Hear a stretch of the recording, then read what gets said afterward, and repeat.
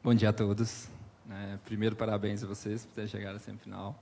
Nós vamos dar início aos trabalhos, nos mesmos moldes de ontem. Dando início com o contribuinte, equipe da Mackenzie, correto? Então, vocês, conforme o edital, vocês têm 25 minutos para falar. E nós faremos as intervenções quando julgarmos necessário. João, para falar no púlpito, certo? Pode começar.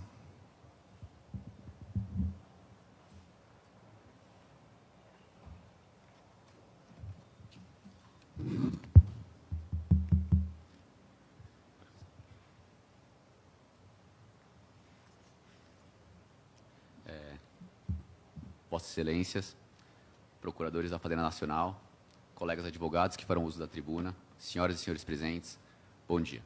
Nos apresentamos hoje na condição de advogados do senhor Jorge Pereira, autor do recurso extraordinário pautado para julgamento. Para dar início à nossa sustentação, gostaríamos apenas de fazer uma breve síntese dos fatos. Em 2016, o senhor Jorge adquiriu um Bitcoin, uma espécie de criptoativo.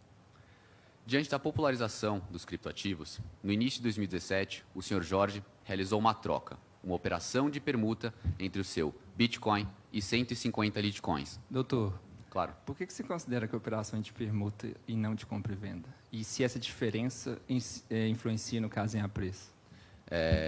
Claro, a principal característica de diferença entre uma operação de compra e venda e permuta é que na operação de compra e venda existe um preço atribuído. E na operação de permuta não se está visualizando o preço, se importa mais a troca de um elemento por outro.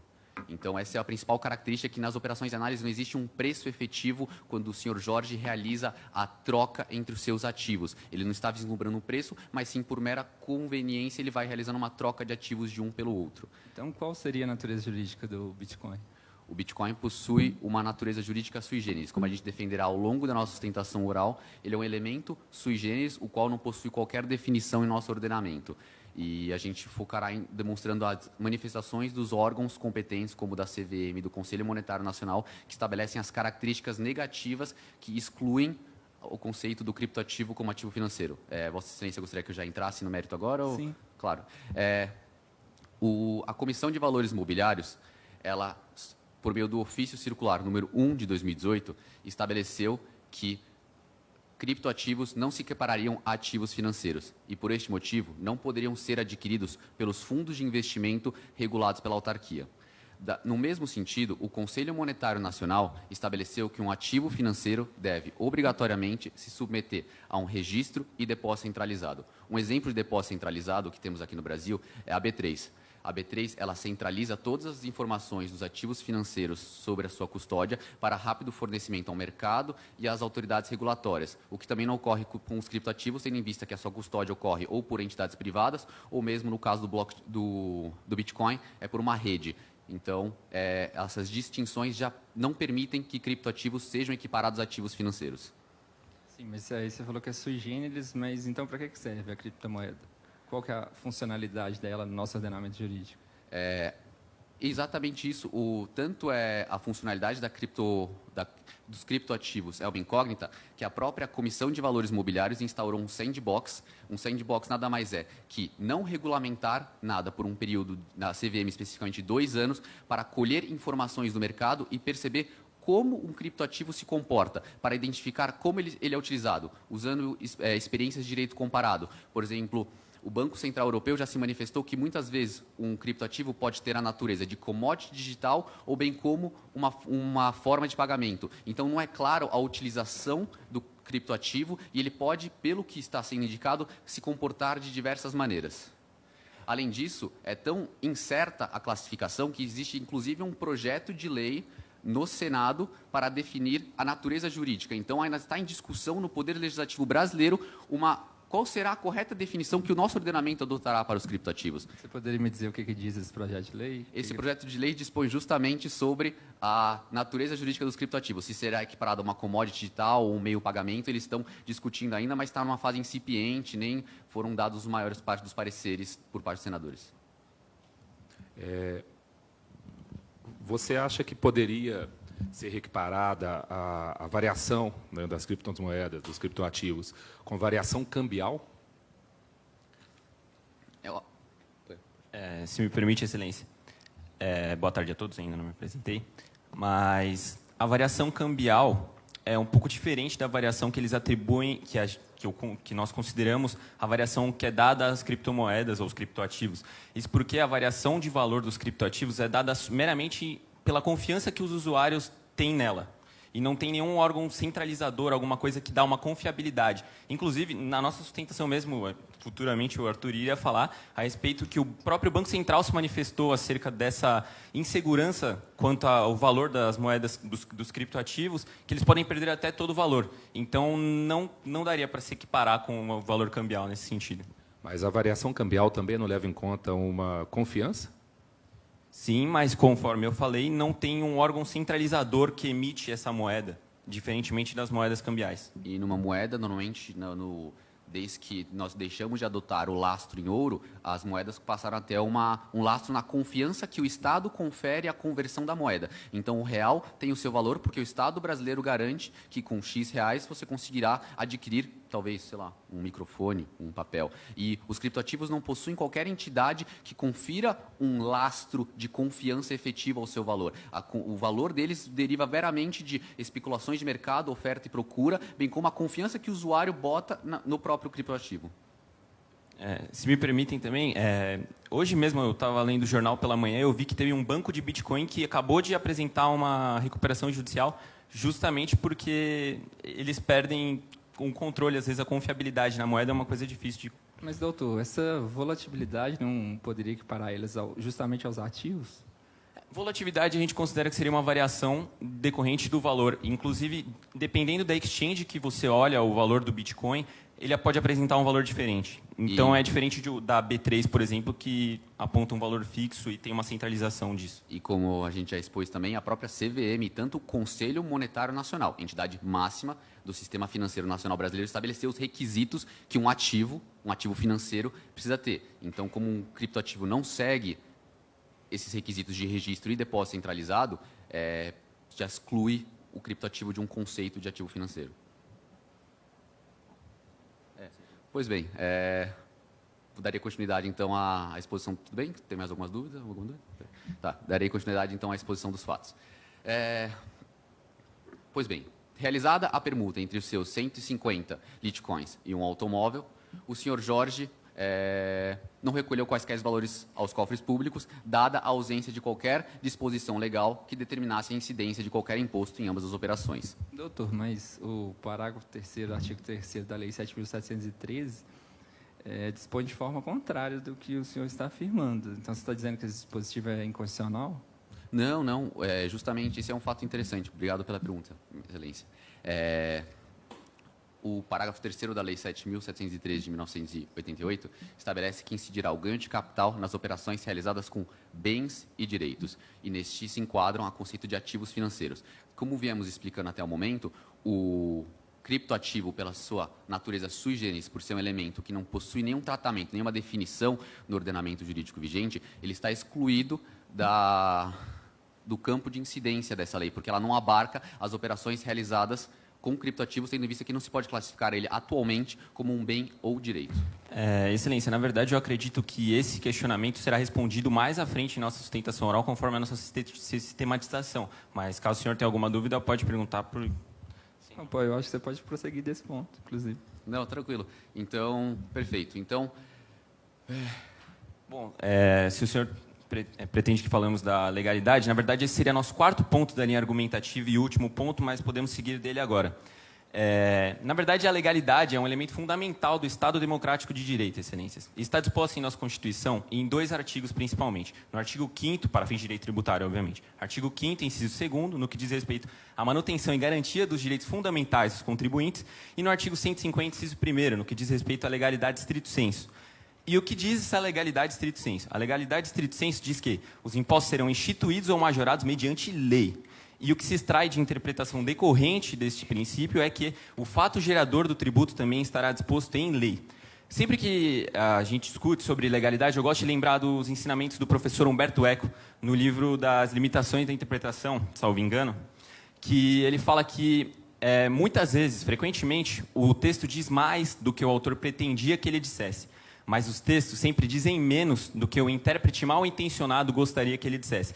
E, de maneira complementar, como a primeira palestra que tivemos aqui foi do professor Walter Lobato, ele também diz que os conceitos trazidos na Constituição Federal, assim como a sua segurança jurídica, não podem ser negligenciados pelo intérprete. O que verificamos quando tratamos da legislação do imposto de renda, título de ganho de capital?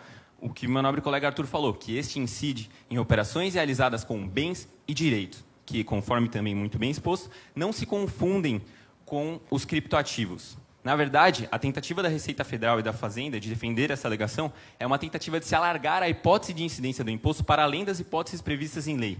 Além disso, ainda que se entenda que não haveria uma tentativa de alargar as hipóteses de isenção, estaríamos diante de uma tentativa de se tributar com a aplicação de analogia. Isso porque tentam se equiparar contratos de compra e venda com contratos de permuta, que também não se confundem, conforme muito bem explicado pelo meu nobre colega Arthur.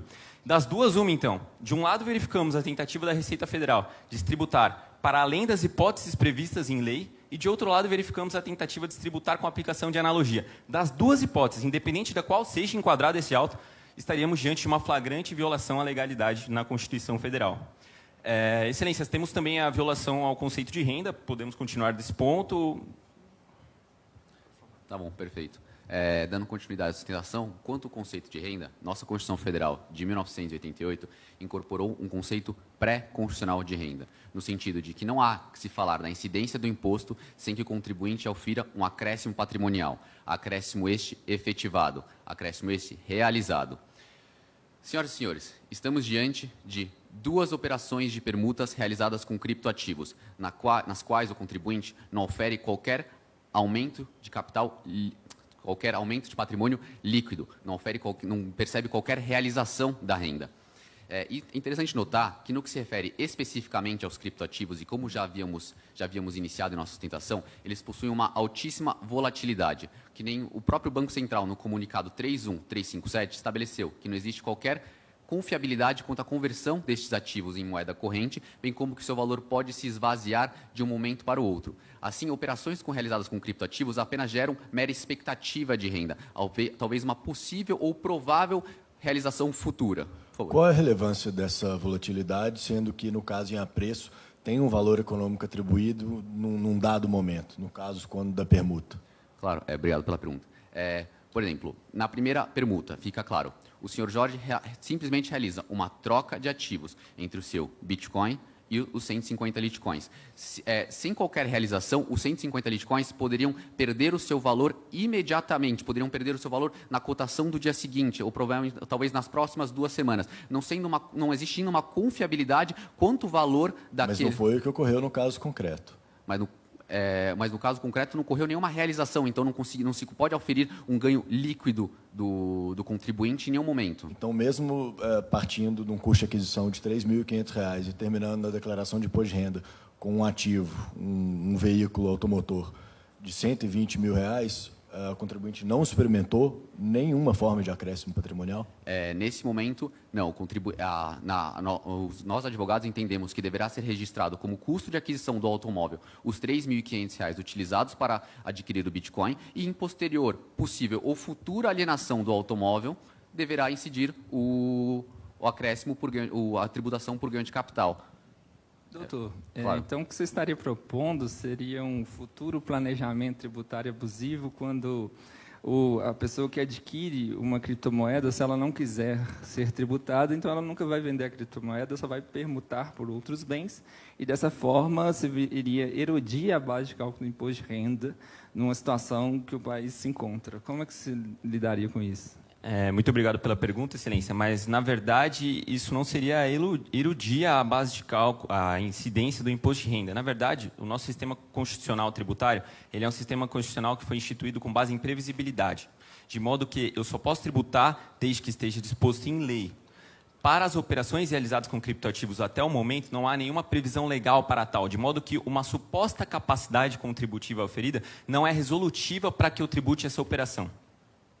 Mesmo à luz da universalidade? Mesmo à luz da universalidade, porque a universalidade ou até uma igualdade, na verdade, ela surge na Constituição para todos os contribuintes mediante somente um dispositivo, a lei.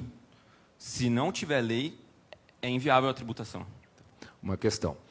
Se as criptomoedas não são bem ou direito, o que elas seriam? E como foi declarado isso na declaração, como deveria ter sido declarado e foi na declaração do imposto de renda do ano anterior e do ano em que ocorreu a compra do veículo? No ano anterior, ele tinha um patrimônio de R$ 3.500. No ano seguinte, ao encerrar a declaração, ele tinha um patrimônio de R$ 120 mil. Como que isso seria considerado, isso não se poderia ser considerado como... Perfeito. Contra a primeira pergunta, primeiro nós gostaríamos de ressaltar que nós, advogados, não nos colocaremos na posição de usurpar a competência do Poder Legislativo e muito mais de autoridades competentes e ter a audácia de definir o que seria um criptoativo, ainda mais se órgãos como a Comissão de Valores Mobiliários, o próprio Senado Federal vem discutindo constantemente o que seria um criptoativo. A discussão permeia tanto discussões internacionais quanto nacionais. E o que verificamos? A tentativa da Receita Federal, por um mero ato infralegal, um manual de perguntas e respostas que não possui qualquer condição vinculante e legal de estabelecer que criptoativos são ativos financeiros, viola o artigo 110 do Código Tributário Nacional, que estabelece que não pode o legislador, e muito menos a Receita Federal, manipular ou deturpar conceitos de direito privado utilizados pelo Constituinte para instituir competências tributárias e suas materialidades. E, inclusive, este é o entendimento desta Suprema Corte, que, em julgamento recente e relevantíssimo para o cenário brasileiro nacional, estabeleceu que não poderia o legislador deturpar o conceito de faturamento, excluindo, portanto, o ICMS da base de cálculo do PIS e da COFINS.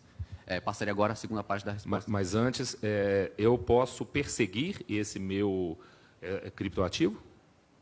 Desculpa, não entendi. Você afirma que não é um direito. Certo. Então, eu não posso persegui-lo. Eu não posso reivindicá-lo, caso a operadora não me reconheça. Não, mas pelo que eu entendo dos direitos creditórios, por exemplo, hoje, se eu emito uma debênture é um exemplo de um direito creditório. A debênture, a empresa emite uma debênture e te garante uma remuneração por essa debênture emitida ao seu favor. O criptoativo não possui nenhum órgão que garante um direito de crédito a você por você adquirir este criptoativo. Esse criptoativo, como ele possui inúmeras funções, muitas vezes usadas de funções especulativas ou mesmo funções de pagamento, não existe ninguém que está te dando um direito e te garantindo uma remuneração. Não existe um direito que possa ser efetivamente perseguido no momento da compra de Bitcoin. A exchange, unicamente, ela vai te garantir a conversão do Bitcoin no valor de mercado existente no momento. Mas não é um direito e ela não te dá uma garantia de conversão daquele... Não a garantia de conversão, mas se ela simplesmente se nega a me permitir utilizar aquele criptoativo. Não existe isso. Eu não vou poder perseguir isso, ainda que judicialmente? Então, na verdade, a gente entraria numa discussão bem mais ampla, Excelência, que seria uma discussão com relação à natureza jurídica dos criptoativos na questão de propriedade. E o que estamos discutindo aqui é se, na verdade, ou há um acréscimo patrimonial ou não. E eu acho que não compete a essa discussão nós ficarmos discutindo a natureza jurídica a fundo dos criptoativos, porque isso sairia da essência do que estamos discutindo, a fato que é imposto de renda a título de ganho de capital. E apenas... como nós vemos atacando, nós não pretendemos usurpar a competência dos reguladores do legislador. Apenas estamos aqui para demonstrar que os criptoativos não se encaixam no enquadramento dado aos ativos financeiros e, da mesma forma, não se encaixam no critério material da incidência do imposto. Então, dessa forma, já resta clara que a regra matriz de incidência não está completa por si só, não havendo qualquer hipótese de incidência tributária no caso em análise. E com toda vez, né, Excelência, a sua segunda pergunta com relação à declaração, o valor da declaração seria o primeiro valor de aquisição. Se tratando de permutas, então o valor de declaração seria de R$ 3.500. Na parte de bens e direitos, mas de acordo com a orientação da Receita Federal, deveria ser incluída naquela parte de bens e direitos. Mas, como não é um bem nem um direito, seria um elemento sui generis, mas sim constaria lá R$ 3.500 valor de aquisição e, em futura venda do automóvel ao final, ele auferiria o ganho de capital com base nos 3.500 de custo de aquisição. Então, por que ele declarou como bem ou direito?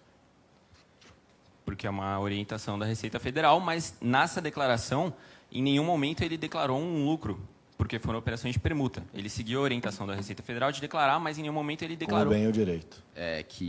Nós no momento de tributar como bem ou direito, o contribuinte optou por não fazê-lo. Porque não teve uma valoração, foram meras operações de permuta. E nós abrimos, inclusive, o sistema da Receita Federal para dar uma olhada e não existe nenhum campo lá escrito elementos sui generis para incluirmos as operações com criptoativos. Então, para não se furtar das suas obrigações, evidentemente tem que declarar o custo de aquisição do criptoativo adquirido. Mas como não existe uma aba criptoativos ou elementos sui generis, não é possível indicar corretamente o campo e seria melhor do que se abster completamente de fazer uma declaração correta.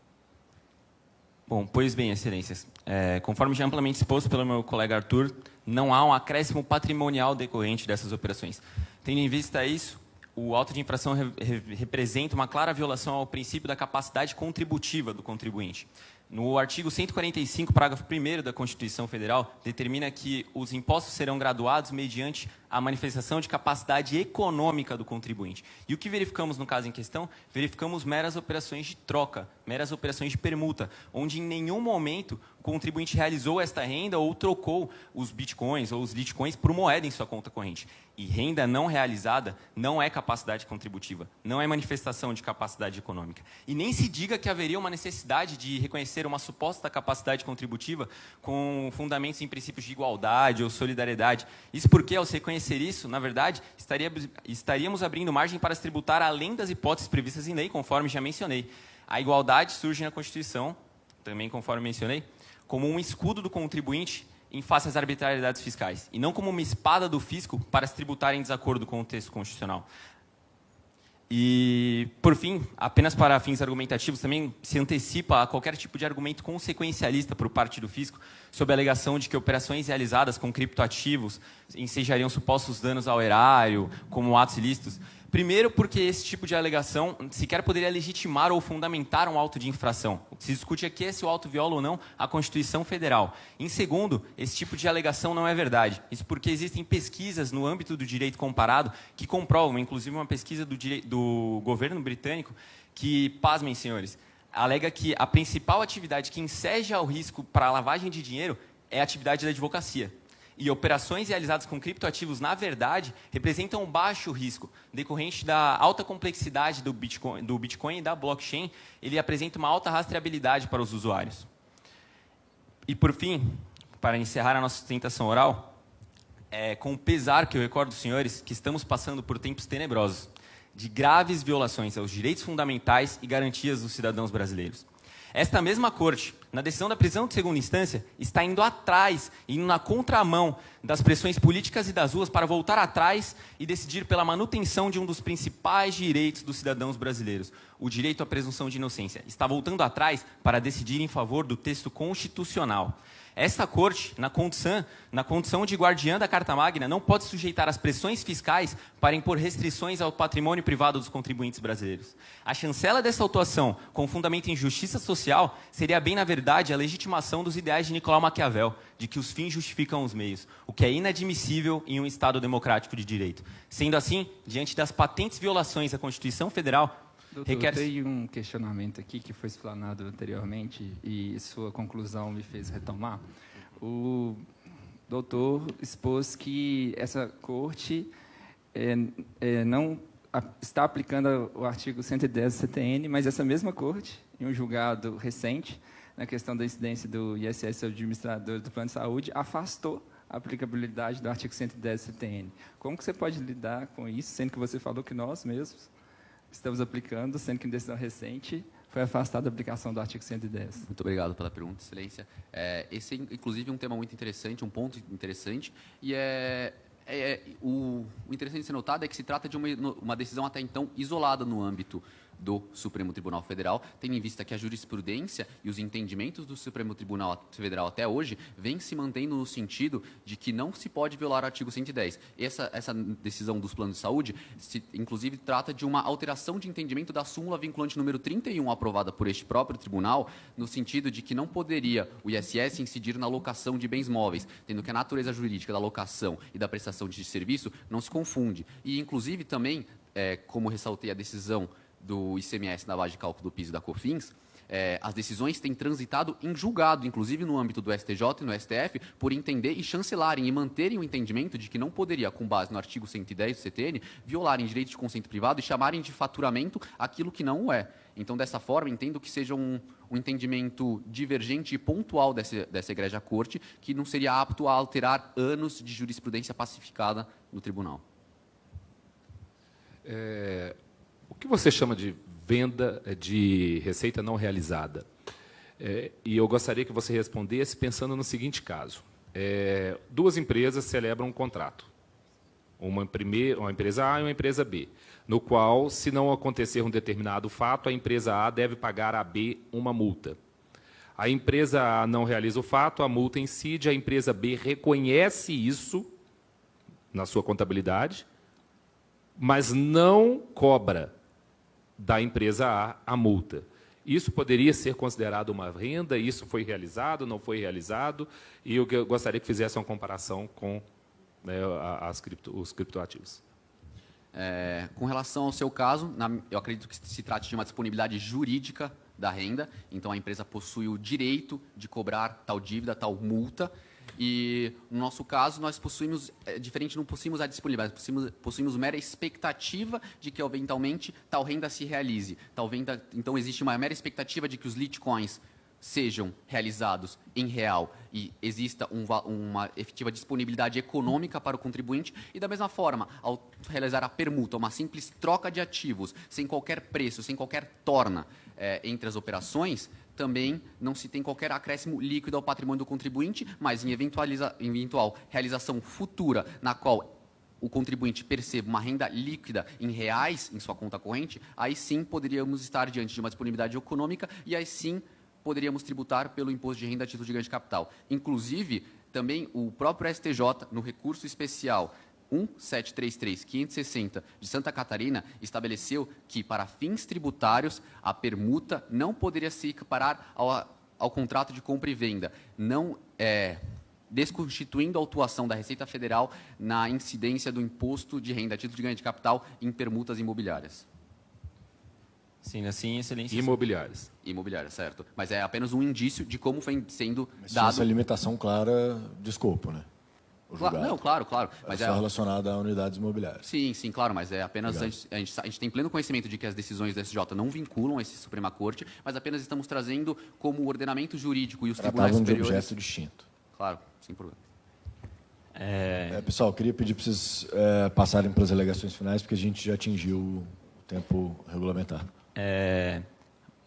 Em primeiro lugar, nós agradecemos as perguntas elaboradas pelos senhores, pelos excelentíssimos julgadores. Diante das patentes violações à Constituição que esse auto de infração representa, sendo a primeira violação decorrente do artigo 110 do CTN, a segunda a violação ao conceito constitucional de renda, a terceira violação ao princípio da capacidade contributiva e a quarta ao princípio da legalidade, requer-se pelo provimento desse recurso extraordinário e pela desconstituição do auto de infração. Aproveito mais uma vez para agradecer aos excelentíssimos julgadores, aos eminentes colegas que foram uso da banca, aos senhoras e senhores presentes, e é nesse sentido que nós nos manifestamos.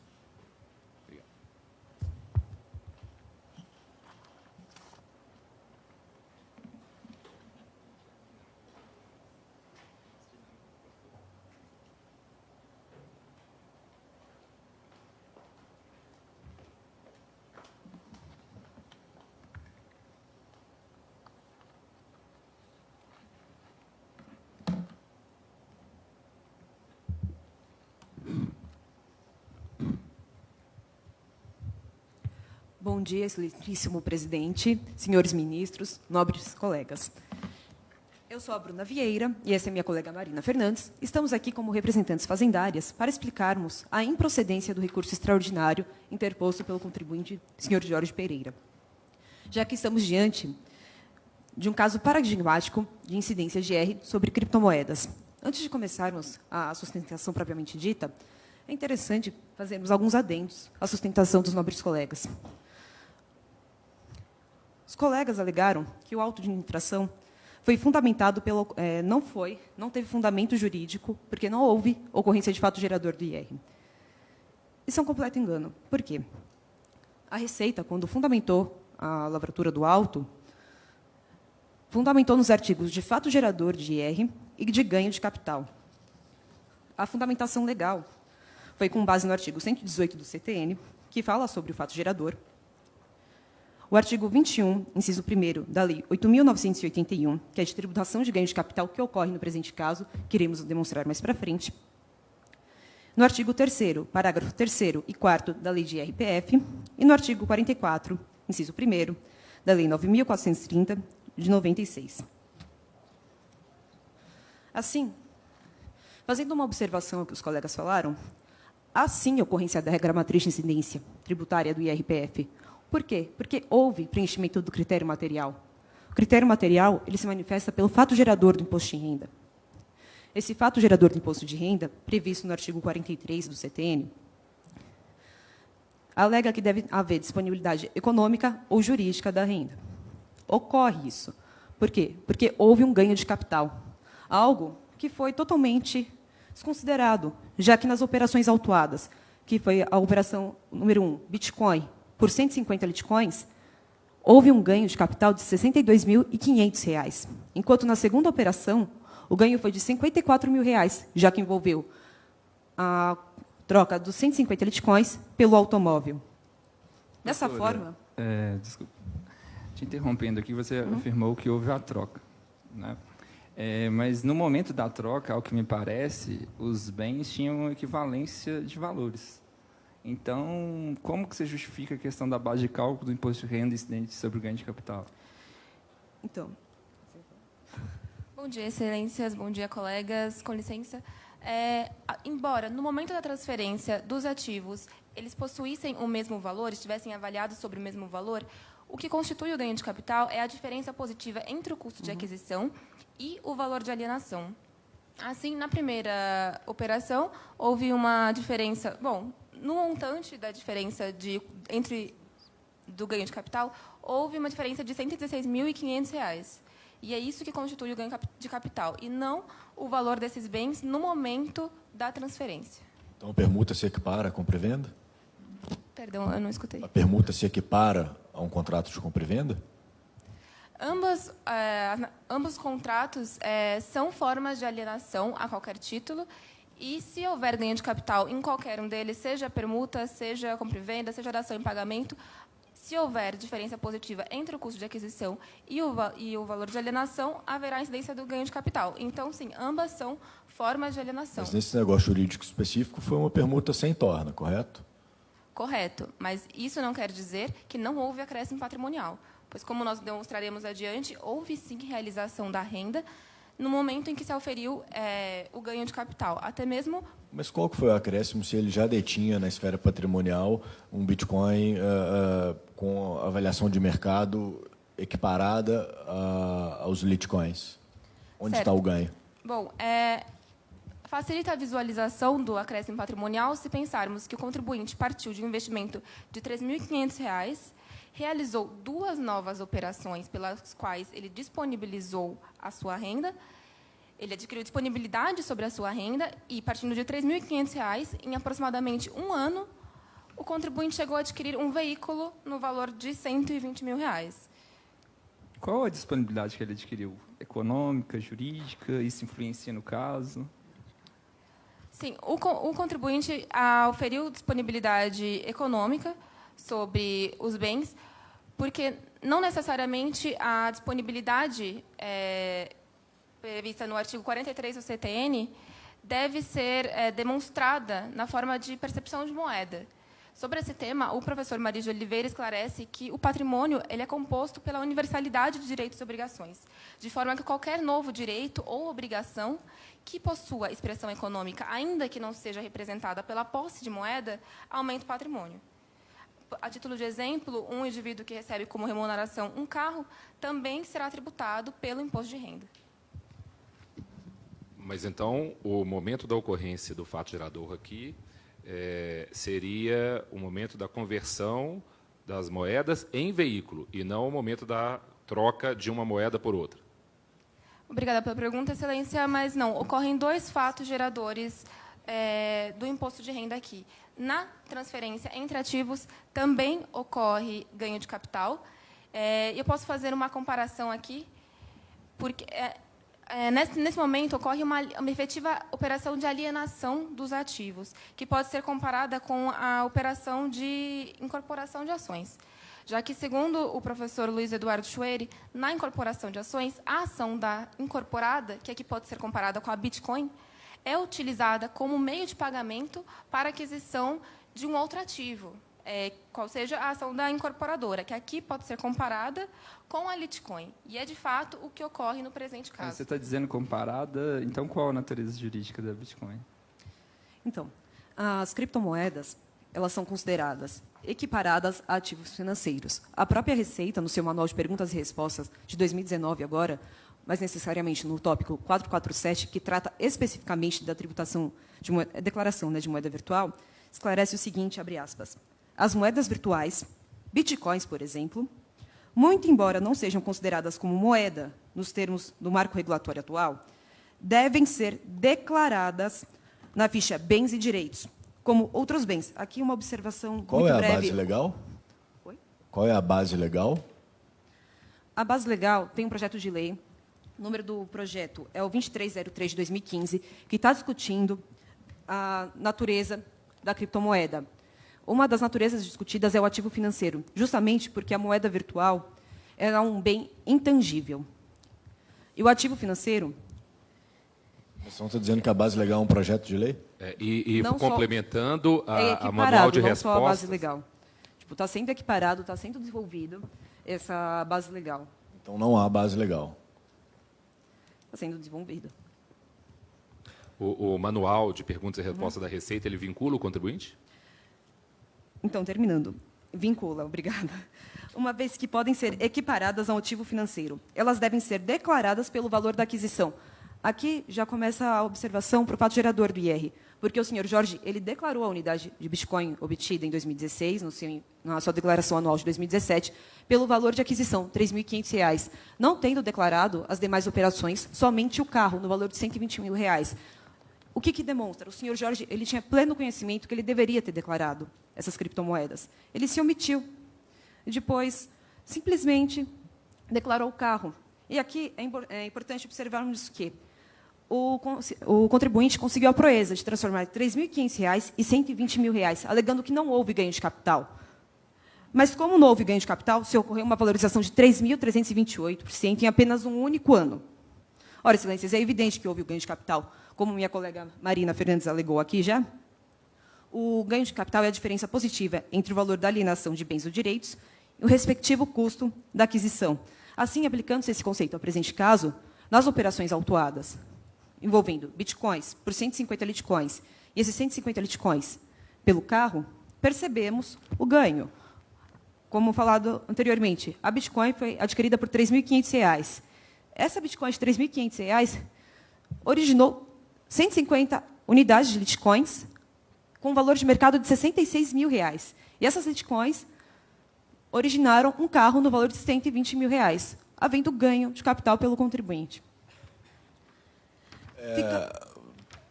Pois não.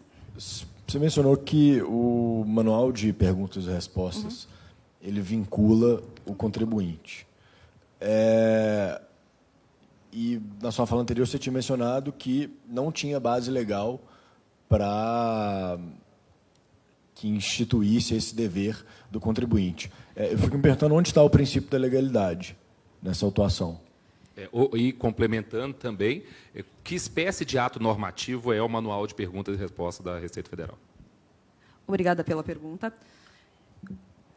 A fundamentação legal para criptomoedas, especificamente para esse termo, que é um bem atual, não possui previsão legal especificando criptomoedas, mas o fato gerador das criptomoedas, que é o seu ganho de capital, é algo totalmente presente no Código Brasileiro, na legislação.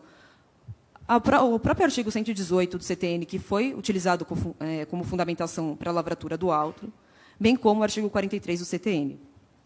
Doutores, ao que me parece, quando você fala que não tem vinculação, depois, quando fala que está vinculada numa perguntas e respostas, Me parece que é uma proposta de tributação por analogia. Seria o caso? Obrigada pela pergunta, Excelência. Na verdade, o Manual de Perguntas e Respostas da Receita ele fornece uma orientação para o contribuinte, principalmente diante desse caso em que não há pacificação sobre a natureza jurídica da criptomoeda, como bem apontou o contribuinte. No entanto, as criptomoedas são, sim, consideradas bens ativos e não pode o contribuinte querer se eximir de qualquer operação em que se utilize criptomoedas. Ele oferiu um veículo, poderia ter oferido outros imóveis, outros bens, utilizando-se de criptomoedas como meio de pagamento e não exigir com que nenhuma dessas operações fosse tributadas. Os estados têm sim o dever de buscar regular as criptomoedas, até mesmo em consonância com o contexto de cooperação internacional dos estados para evitar transações ilegais envolvendo criptomoedas.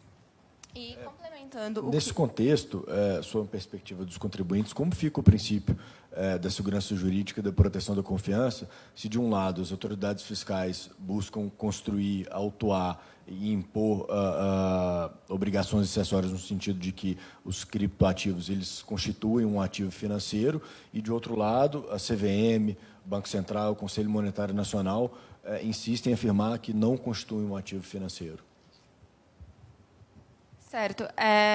Bom, o que nós defendemos aqui é que a criptomoeda é um ativo, não necessariamente um ativo financeiro, como orienta a Receita, que pode vir a ser comparado se esse entendimento for inserido no ordenamento jurídico. A CVM, inclusive, está revendo o seu conceito, está estudando melhor para que possa decidir se é ou não um ativo financeiro. De qualquer modo, não vejo aqui violação à segurança jurídica, porque o que se está exigindo no auto de infração originário é simplesmente que o acréscimo patrimonial seja tributado. O artigo 43 do CTN, ele diz que, havendo disponibilidade, seja econômica, seja jurídica, qualquer disponibilidade será tributada. Então, não há por que isentar esse acréscimo patrimonial somente porque as criptomoedas ainda não foram... A natureza jurídica da criptomoeda ainda não foi definida e inserida no ordenamento legal. Podemos prosseguir? Dessa forma, nossa sustentação ficará dividida em duas partes. A primeira parte, que será tratada por mim, tratará do conceito de criptomoedas, que já foi tratado um pouco, e os fundamentos constitucionais legais que embasam o caso. Já a segunda parte, tratada pela minha colega Marina, será referente à ocorrência do fato gerador do IRPF e à licitude da autuação.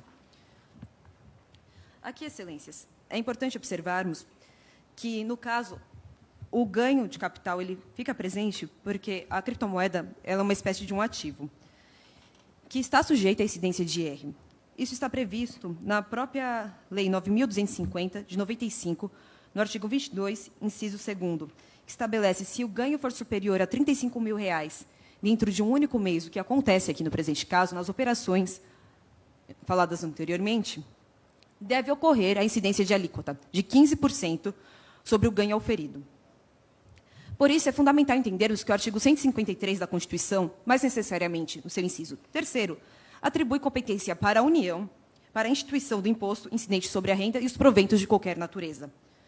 Exercitando a competência da Constituição, o nosso Código Tributário Nacional, no seu artigo 43, prevê como fato gerador do IR a aquisição da disponibilidade jurídica ou econômica da renda, como levantamos anteriormente, retratado pela ideia de renda-produto ou renda-acréscimo, pois a realização da renda acontece no tempo da aquisição da disponibilidade do acréscimo patrimonial, que aqui, como levantado, esse acréscimo ele ocorre justamente quando há a aquisição das 150 Litecoins pela unidade de uma unidade de Bitcoin e depois dessas 150 unidades que se converteram no carro. Logo no presente caso, nas operações envolvendo a aquisição de criptomoedas e, posteriormente, a do carro pelo contribuinte, constata-se que, estando devidamente disponível, realizada e percebida, ocorre a incidência do IR sobre a renda acréscimo. Aqui, o professor Bruno Farenstein alega o seguinte, abre aspas, no caso dos rendimentos serem bens serem, em vez da tributação, deve ocorrer no momento de sua entrega. Então, justamente o que minha colega falou. Quando houve a aquisição de R$ 3.500 dessa Bitcoin, e essa Bitcoin sofreu aquela hipervalorização para R$ 66.000, houve uma disponibilidade por parte do contribuinte. Ele adquiriu renda aí nessa parte, justamente porque sofreu uma hipervalorização que não estava prevista e lhe possibilitou adquirir uma quantidade muito elevada de criptomoedas por um valor muito inferior ao declarado anteriormente. Acontecendo o mesmo com o carro. Agora, passo a palavra para a minha colega. Bom, diante de tudo que foi exposto, fica evidente que o contribuinte possuía, sim, capacidade contributiva. E é curioso que o contribuinte cita no memorial que, ainda que existisse capacidade contributiva, não poderia ser tributado o criptoativo, pois não existe um imposto que incida sobre essas operações envolvendo criptoativos. E, para isso, neste ponto, o contribuinte faz um paralelo com o imposto sobre grandes fortunas. No entanto, Excelências, estamos aqui diante de duas situações muito diferentes. No caso do IGF, não sequer foi exercida a competência atribuída pela Constituição Federal para a sua instituição. Já no caso do imposto de renda, o CTN exerceu a competência atribuída pelo inciso 3º do artigo 153 da Constituição Federal, não sendo necessária a criação de um novo imposto que incida sobre as aludidas operações. Doutora, o CTN instituiu o imposto de renda? Não, ele regulou o... Perdão, eu me expressei mal. Ele regulou o imposto de renda conforme determina o artigo 146. Em quais aspectos que o CTN regulou o imposto de renda? Certo. Ele disciplina a respeito do fato gerador, da base de cálculo, da alíquota. Ou seja, ele complementa, a legislação complementar vem para complementar aquilo que o constituinte optou por não trazer no texto constitucional. Então, o CTN estabelece a alíquota do imposto de renda? Excelências, fazendo um complemento à resposta da minha colega, o que acontece? A Constituição Federal, no seu artigo 153, como anteriormente levantado, estabelece a competência da União para a tributação de renda e proventos de qualquer natureza. Fazendo uma leitura conjugada desse artigo com 146 da Constituição, temos que ela determina que lei complementar pode se fazer valer desse aspecto.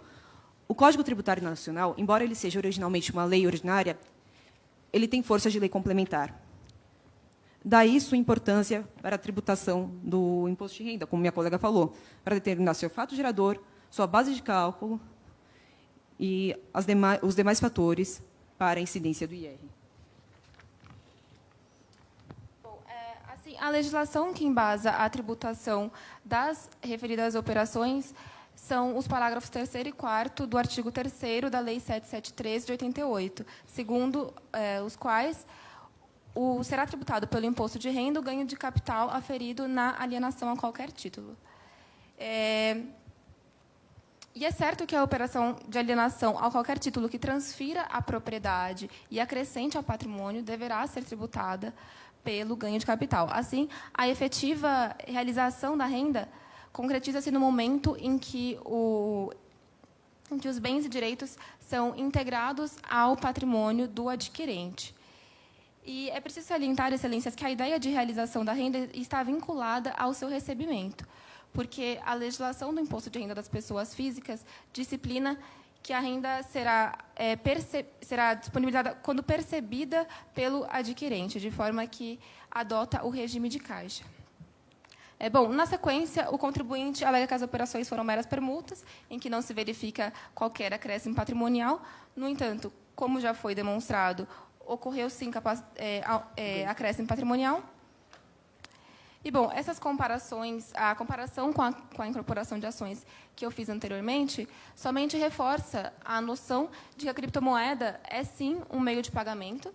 Tanto é que diversos estabelecimentos no Brasil e no mundo aceitam a criptomoeda como método de pagamento. Doutora, você acabou de falar que é meio de pagamento e anteriormente você tinha falado que era ativo. Então, qual é a natureza jurídica da criptomoeda? A natureza jurídica da criptomoeda é um ativo, que é utilizada como meio de pagamento para a aquisição de um outro bem. Eu acredito que uma classificação não tem condão de excluir a outra. Inclusive, na audiência pública realizada no dia 9 de outubro deste ano, em que foram tratadas questões sobre o projeto de lei 2.303 de 2015, que visa regular o mercado de criptomoedas, a Associação Brasileira de Criptomoedas pediu que a criptomoeda seja reconhecida e regulada como um meio de pagamento. Bom, foi também objeto deste auto de infração a omissão de declaração das operações na declaração de ajuste anual. A Instrução Normativa da Receita Federal número 1794 de 2018 determina que o indivíduo que ao oferir ganho de capital tributável deve declará-lo em sua declaração de ajuste anual. No entanto, o contribuinte omitiu tais operações, que somente foram conhecidas pelas autoridades administrativas em decorrência de informações prestadas de forma espontânea pela exchange na qual se intermediou as operações. Doutora, aproveitando que você falou desse tipo de informação, essas informações foram prestadas devido à IN 1888. Né? E, ao que me parece, essas informações estão sendo utilizadas de forma retroativa à ocorrência do fato gerador. Isso é possível? Obrigada pela pergunta, Excelência. Na verdade, a IN 1888 de 2019 estabelece uma obrigação acessória. E, embora os fatos geradores tenham ocorrido antes da autuação, antes da instituição da instrução normativa, o fato é que a instrução normativa apenas estabelece uma obrigação acessória e não uma obrigação principal que deve respeitar a irretroatividade. Excelências, se me permitem completar a resposta da minha colega, é interessante aqui fazer um adendo que esta Corte tem uma repercussão geral, que é o RE 611586, que entende que a incidência do IR ocorre sobre a aquisição da disponibilidade econômica ou jurídica da renda. Por isso que a IN ela não se aplica, ela não não tem irretroatividade. Por quê? Houve essa aquisição da disponibilidade econômica ou jurídica anteriormente.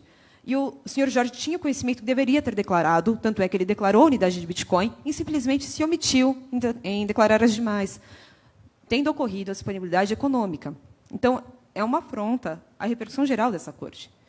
E ainda, em complemento a isso, tem um recurso especial repetitivo, o número 113.156, que faz um complemento em relação à regra matriz de incidência tributária. Como falado anteriormente, como houve o preenchimento dos critérios da regra, principalmente do critério material por fato gerador do IR, houve o antecedente e o consequente. Esse conjunto permite a incidência do imposto sobre a aquisição de disponibilidade, já que houve um ganho de capital por parte do contribuinte, ganho este não declarado e omitido. Tá, mas olha só, em 2018, em 2019, vem uma instituição normativa estabelecendo um método de fiscalização. Um método de fiscalização novo, em 2019. Esse método de fiscalização poderia ser adotado para fiscalizar um fato ocorrido em anos anteriores? E, na sequência da resposta ao questionamento, eu peço que vocês apresentem os argumentos finais e encerrem, porque o tempo regulamentar já vai se esvair, por favor. Obrigada, Excelências. Em relação à pergunta... Bom, na verdade, o que ocorre no caso da instrução normativa é que a União Federal delegou ao Poder Executivo a função de instituir um poder fiscalizatório. Então, é meramente uma delegação de poder e está de acordo com a legislação. Bom, por tudo que foi exposto, a União Federal pede e espera seja negado integral provimento ao recurso extraordinário do contribuinte pela declaração da legalidade da incidência do imposto de renda sobre as operações. Agradecemos a atenção. Obrigada. Então, apresentadas as equipes, né, a competição também tem a finalidade pedagógica, né, a gente dá parabéns a todos os competidores. Vou pedir uma salva de palmas a todos. E a gente pede licença para deliberar sobre as notas, né, a gente vai na sala ali ao lado, depois a gente retorna.